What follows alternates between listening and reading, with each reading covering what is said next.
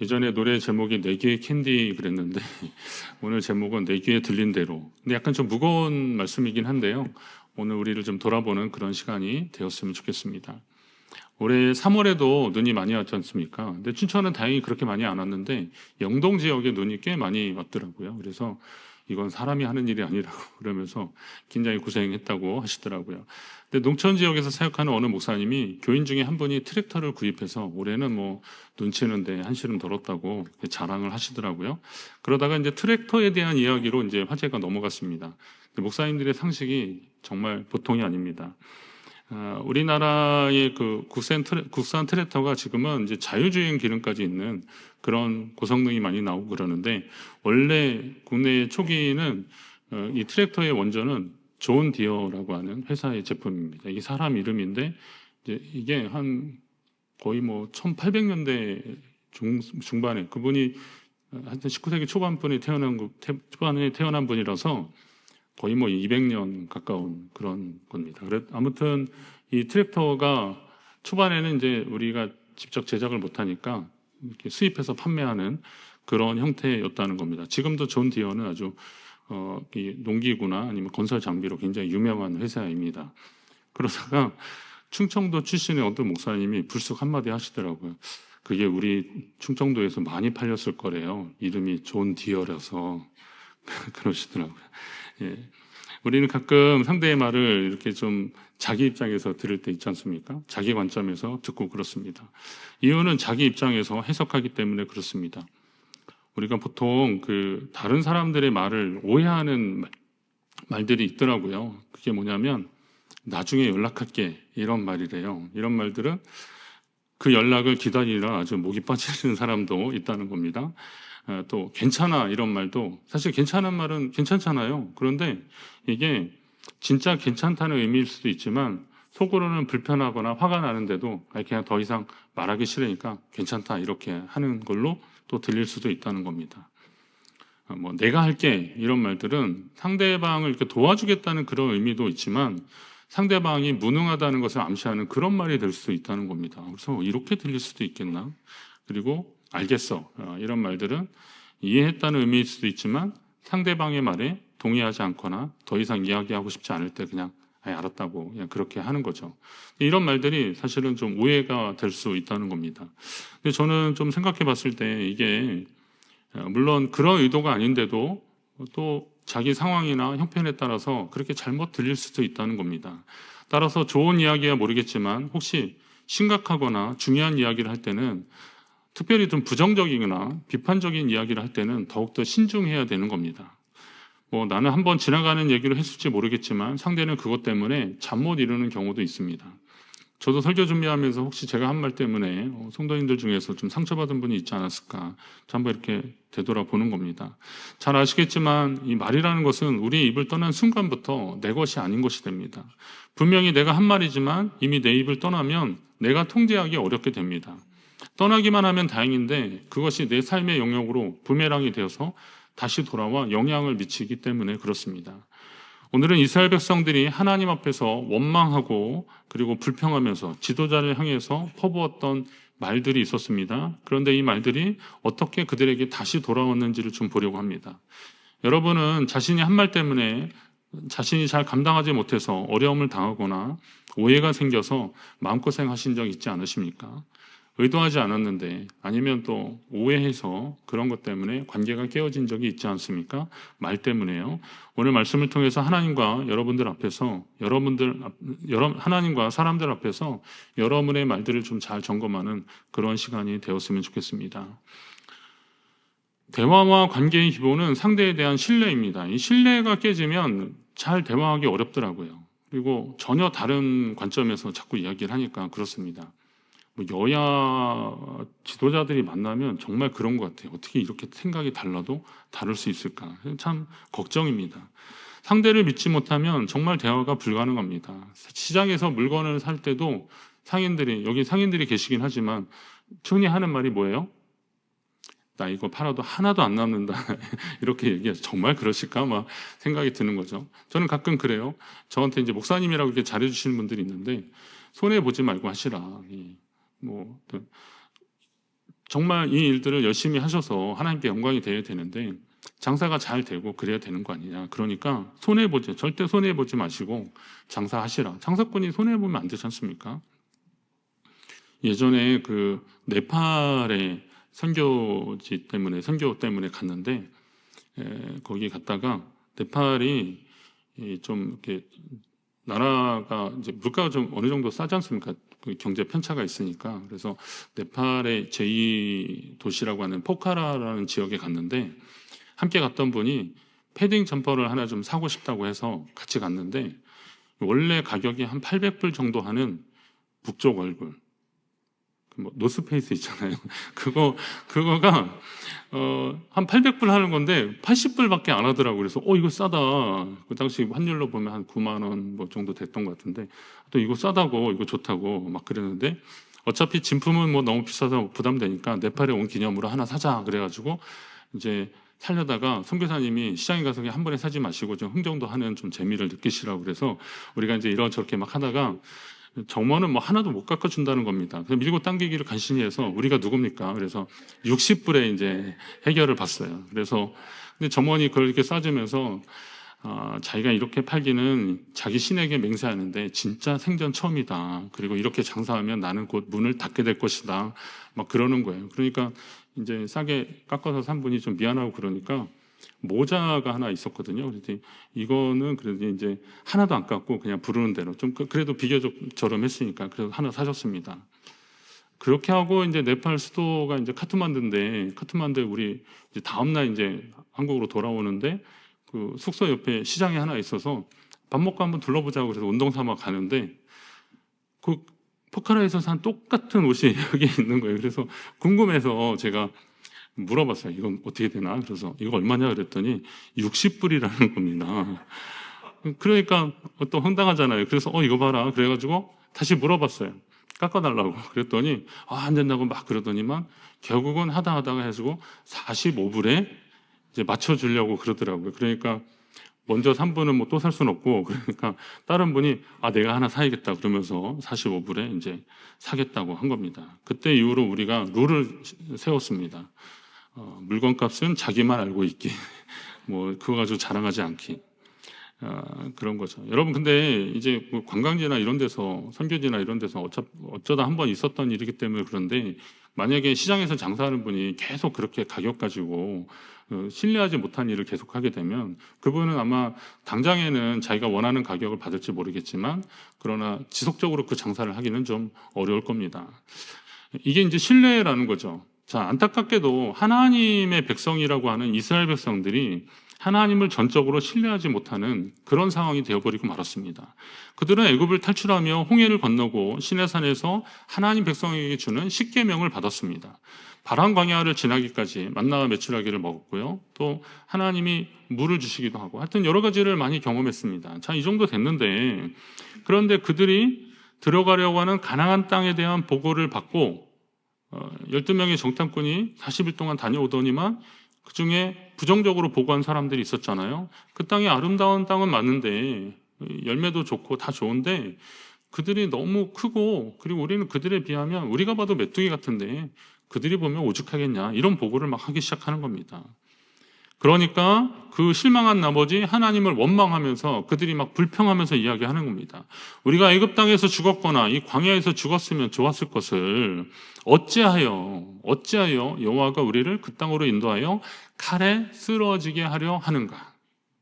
아무려면 하나님이 그들을 칼에 쓰러지게 하려고 이끌어 가셨겠어요. 그런데도 어찌하여 그렇게 하시려느냐 라면서 하나님의 본심을 의심하며 원망하고 불평하는 말들을 막 쏟아내기 시작되는 겁니다. 마음대로 되지 않는다고 해서 뜻한 대로 되지 않는다고 해서 속이 상할 수는 있어도 그로 인해서 하나님을 원망하거나 하나님이 세우신 사람을 공격하는 이런 일이 지금 벌어지고 말았던 겁니다. 결국 하나님은 이 백성을 여기서 심판하고 모세를 통해서 그들보다 크고 강한 나라를 이루게 하시겠다고 그렇게 말씀하십니다. 모세한테 직접 먼저 이렇게 말씀하시거든요. 그러나 모세는 지도자답게 다시 한번 이 백성에게 기회를 달라고 간청합니다. 하나님께서 이 백성을 애굽에서 여기까지 인도하셨는데 만약 여기에서 멸하시면 다른 이방인들이 말하기를 뭐라 그러겠냐면 하나님이 그들의 하나님이 이 백성을 인도할 능력이 없어서 그냥 죽게 했다 할까 염려됩니다. 이 모세가 하나님께 기도하면서 약간 밀당 기도를 하는 거죠. 하나님의 마음을 건드리는. 하나님이 능력이 없어서 여기서 죽게 한다고 이방 사람들이 그러면 그것도 하나님 망신 아니십니까? 하나님 영광 가리는 일이 아닙니까? 물론 그런 걸로 하나님이 뭐 영광 가릴 분은 아니겠지만 하나님이 그렇게 하시면 안 됩니다. 이 백성에게 다시 한번 기회를 달라고 모세가 그렇게 기도하고 있습니다. 그랬더니 하나님이 이 모세의 기도를 들으셨습니다. 의인의 간구는 역사하는 힘이 많거든요. 그의 귀는 의인의 간구에 귀를 기울이신다. 하나님은 의인의 간구에 귀를 기울이시는 분이심을 믿으시기 바랍니다. 모세가 그렇게 하나님 앞에 기도했더니 하나님의 그 기도에 귀를 기울이셨던 거예요. 그런데 모세의 기도의 응답으로 이스라엘 민족을 멸하시는 계획은 철회하셨지만 그들을 멸하시려고 하는 계획은 철회하셨지만 하나님을 원망하고 불평한 사람들은 그 땅을 못 보게 하겠다고 하십니다. 그게 뭐냐면 애굽을 나올 때 20세 이상으로 계수된 자들의 시체가 이 광야에서 엎드려질 것이다. 이렇게 말씀하십니다.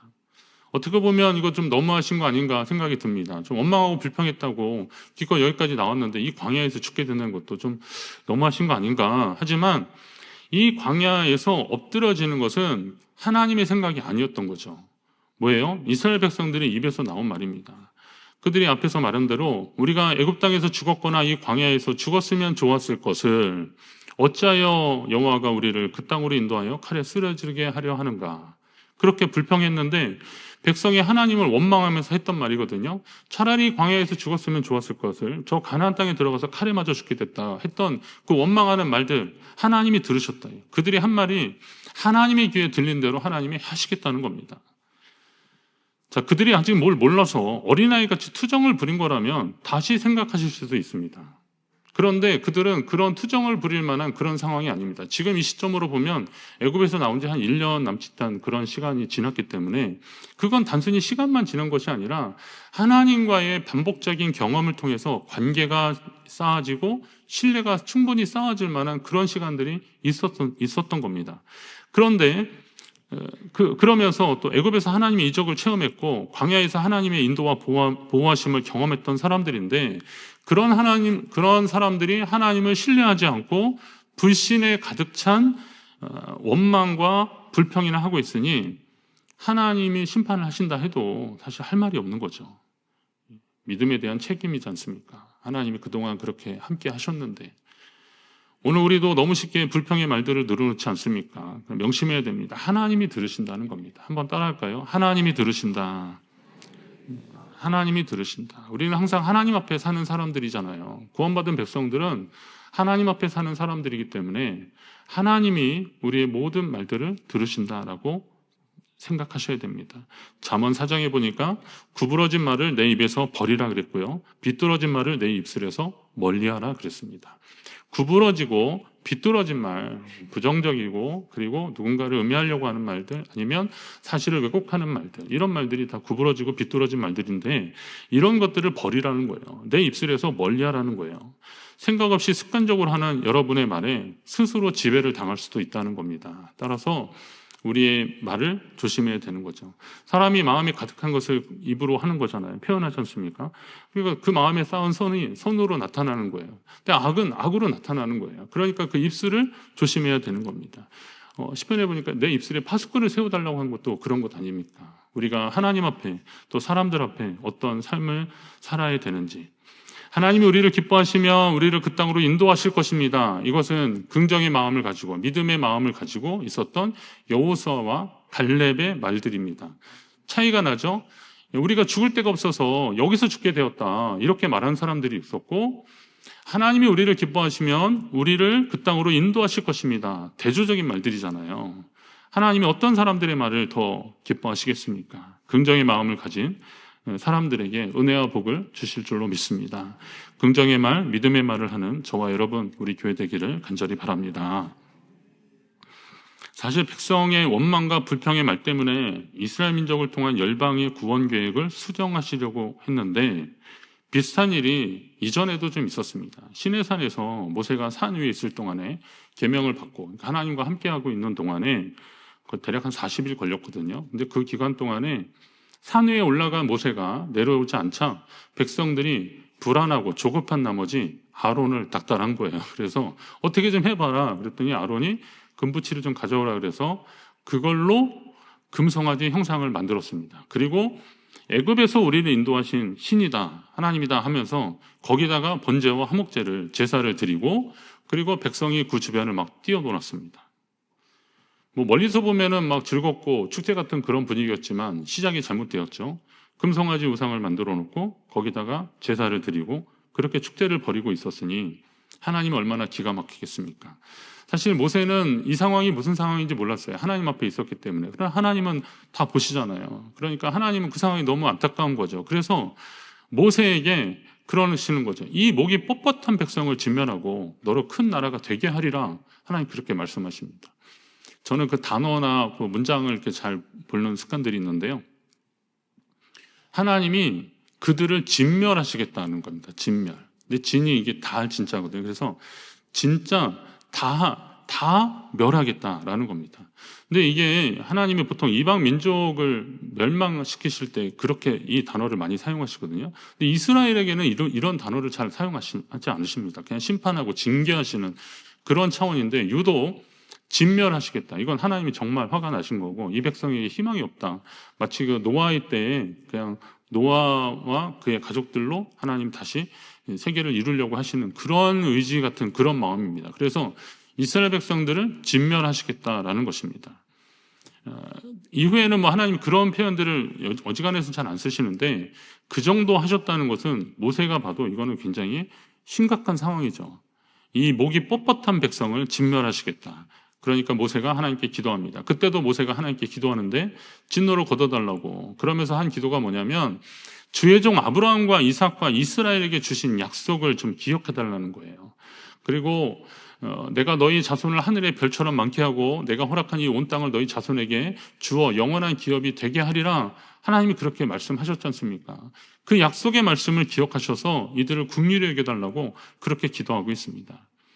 이러한 기도 형식은 아브라함 때도 있었습니다. 훨씬 전이지만 조카 롯이 살고 있는 소돔과 고모라를 심판하시라고 하는 하나님의 뜻을 한 이 아브라함이 그 땅에 의인과 악인이 섞여 있는데 같이 멸하시겠냐고 의인 50명만 있어도 하나님 그들을 멸하시겠냐고 하면서 하나님께 기도하기 시작했는데 50명, 45명 그러다가 5명씩 내리다가 그냥 40명, 30명 결국은 10명만 있어도 하나님 그 땅을 심판하시겠냐고 걷어달라고 막 그렇게 기도하고 있습니다. 자, 이런 기도를 요약하면 이게 하박국 선지자가 기도한 대로 진노 중에라도 긍휼을 잊지 말아달라고 하는 그런 기도입니다.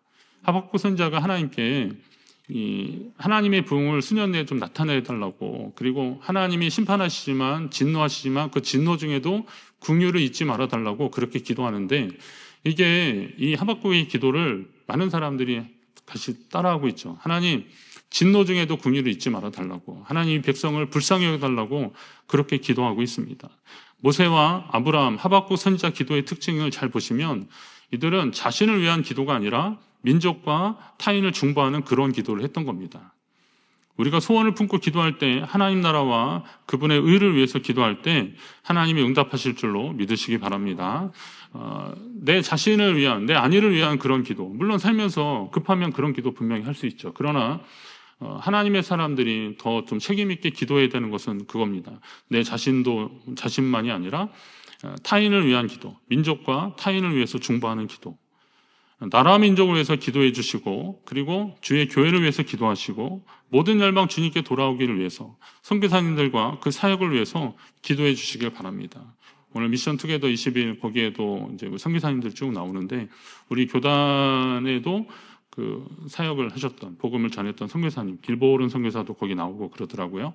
그런데 선교사님들이 우리 양화진 묘지 그런 데 가보면 아시겠지만 이 땅에서 생을 마감하려고 하신 분들이야. 그 자녀들을 풍토병으로 먼저 보내고 그 자녀들을 묻은 분들이 있어요. 제가 아는 어느 선교사님도 아프리카에서 사역하시던 분인데 건강검진하다가 뜻밖의 이제 의사가 이건 좀 너무 늦었다. 이제 왜 왔냐. 그러니까 이 선교사님이 보통은 그 정도 되면 빨리 치료받자고 막 그럴 텐데 이 병이 위중한 걸 알고 나는 그러면 다시 아프리카로 가겠다고. 그래서 거기에서 장례를 치르셨어요. 나는 그 땅에 묻히기를 원한다.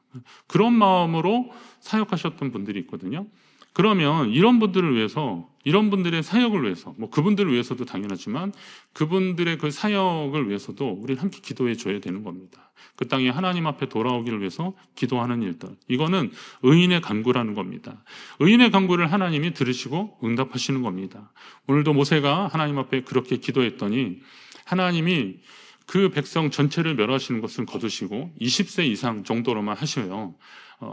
그리고 또 희망을 더 남겨놓으시는데 그게 바로 진노와 심판 중에서도 오직 여호수아와 갈렙은 생존하리라 라고 하는 하나님의 말씀을 이끌어냅니다.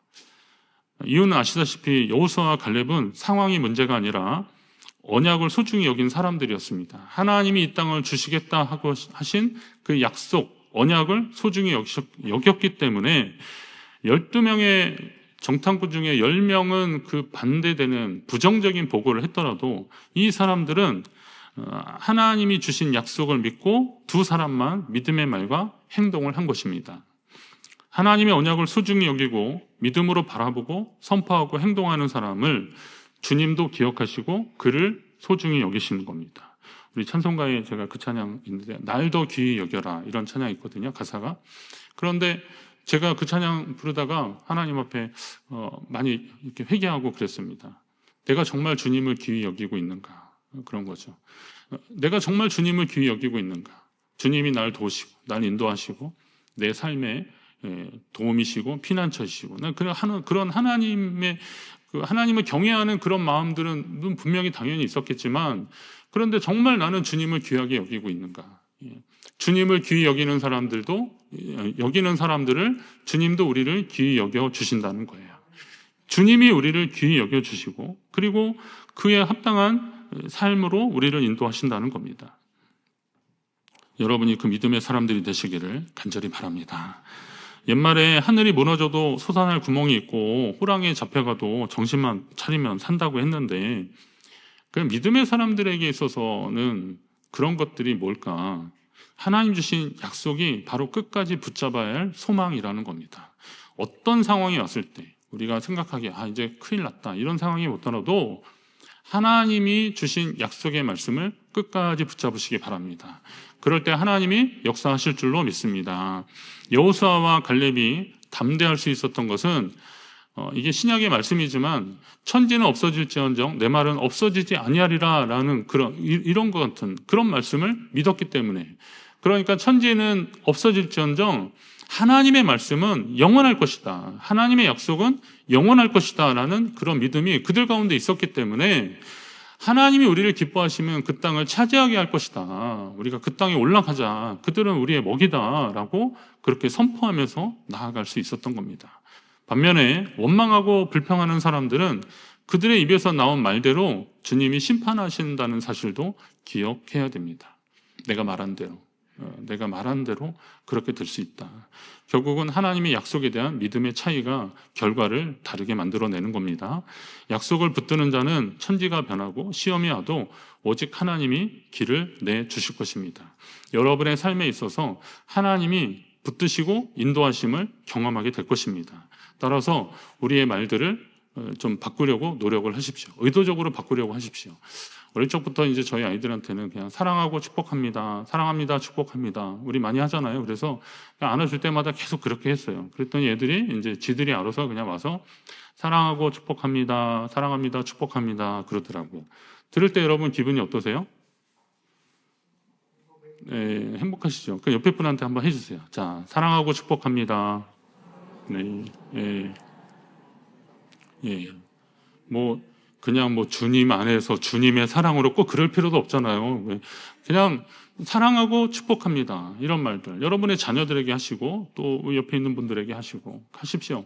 그런 말들이 퍼져갈 때 여기에서 하나님이 약속하시는 겁니다. 너희가 서로 사랑하면 그 안에 하나님이 함께 하시는 거예요. 많은 사람들이 그로 인해서 너희가 내 제자인 줄 알게 될 것이다 라는 거죠. 우리가 그런 사랑을 한번 실천하자는 겁니다. 말로 하지 마시고 그러니까 말로 그 비난하고 정죄하고 부정적인 말을 섞을 것이 아니라 이왕이면 사랑합니다, 축복합니다 이런 말들을 많이 하시라는 겁니다. 지난 주간에 제가 어느 분하고 이렇게 말씀을 나누다가 이제 그분 교회가 이제 교회 얘기를 하다가 교회가 너무 이렇게 좀 어수선하고 힘들고 그래서 어렵다라는 그런 얘기를 하시더라고요. 그러다 보니까 교회에 가는 것도 좀 부담되고 좀 막 그렇다는 겁니다. 근데 자기가 이제 교회에 뭐 맡은 것도 있고 그래서 그렇게 간다는 거예요. 그래서 아유 그럼 어떻게 해? 그래서 그럼 막 그런 얘기를 했어요. 그래서 제가 그랬어요. 그래도 당신은 교회 꼭 가야 된다고. 목사잖냐고. 그래서 저기 그랬더니 그냥 뭐 이제 농담처럼 이렇게 얘기했는데 어쩌겠어요. 근데 그렇게 해야지. 그리고 또 그런 하나님이 기뻐하시는 교회를 만드는 것은 뭐 누가 갑자기 짠 해서 나타나는 것이 아니라 믿음의 자리를 지키고 하나님 앞에 이 약속의 말씀을 붙잡고 기도하는 분들에 의해서 이루어질 것입니다. 여러분이 이 사실을 믿고 더욱 신실한 약속의 사람들, 긍정의 사람들, 믿음의 사람 되시기를 주님의 이름으로 축원합니다.